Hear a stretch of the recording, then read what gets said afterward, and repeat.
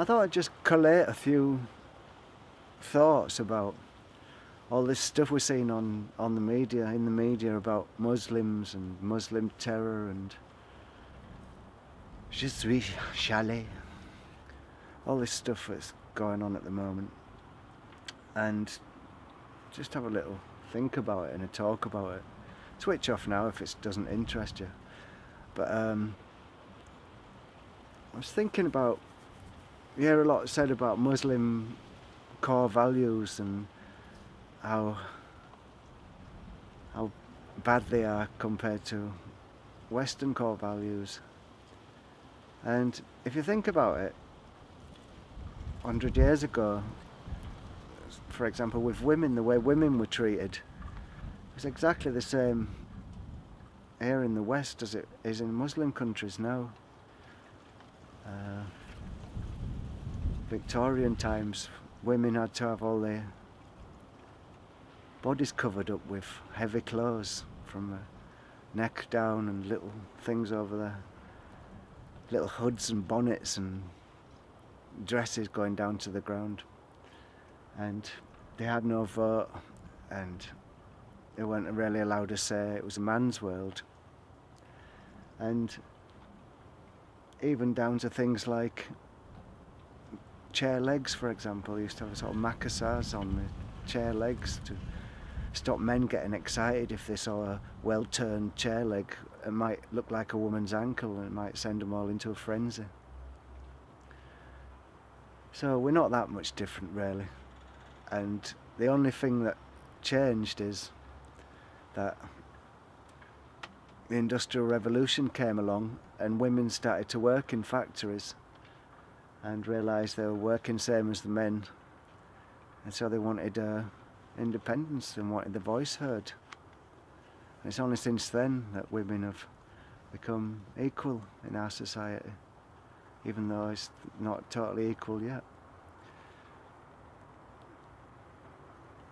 So things haven't changed that much, really, and however foreign it seems to us, the Muslim way of thought, it's not that far away from our own thoughts, really.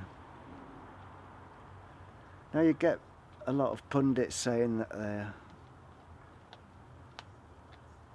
all the Muslim countries are like third world countries.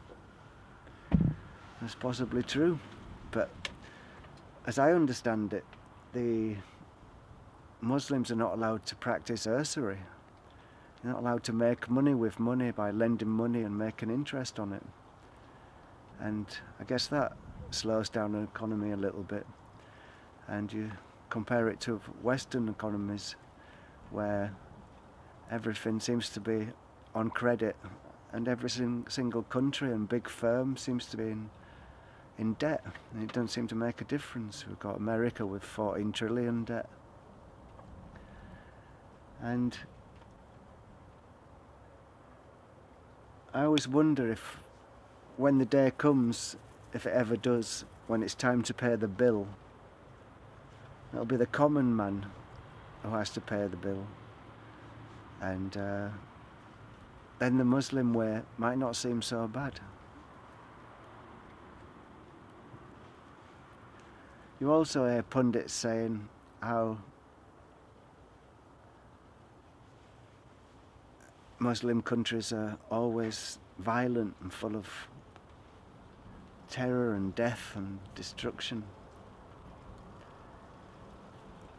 But I think if you just counted dead bodies on the ground, you would find that there's a much higher majority of deaths attributed to the West, from all the weapons of mass destruction, all the machine guns, all the high-tech armaments that we've got. I don't know what the death toll is since guns were invented. Guns were invented around the same time as the Industrial Revolution. But it must be in excess of 100 million people, with the First World War, the Second World War, and all the little wars in between. And the deaths caused by Muslim countries are probably not very significant compared to that. Probably just a drop in the sand. So I think we should be careful about getting on our high horses and slagging these Muslims off all the time, because our society is precarious, I think. It's not a sustainable model at the moment. I think the shit will hit the fan soon. I'm a doom gloom merchant, but all the graphs are going up like crazy, and the world can only take so much rape and pillage. And if the shit does hit the fan, and this whole edifice of debt and how the complicated West works, if it all collapses, then we'll find ourselves in exactly the same situation as we accuse a lot of Muslim countries to be.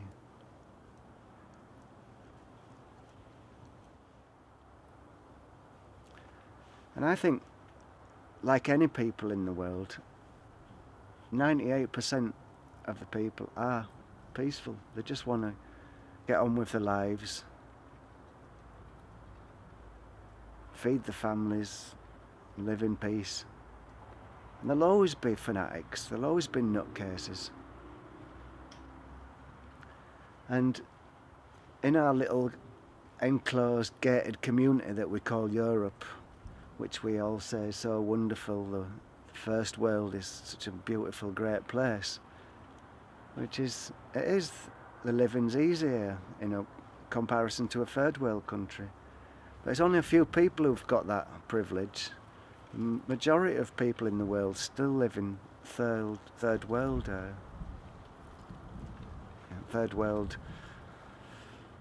status.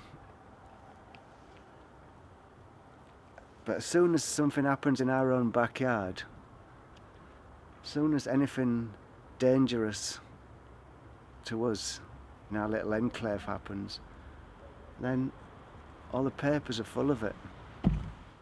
And I'm talking about the Je suis Charlie thing.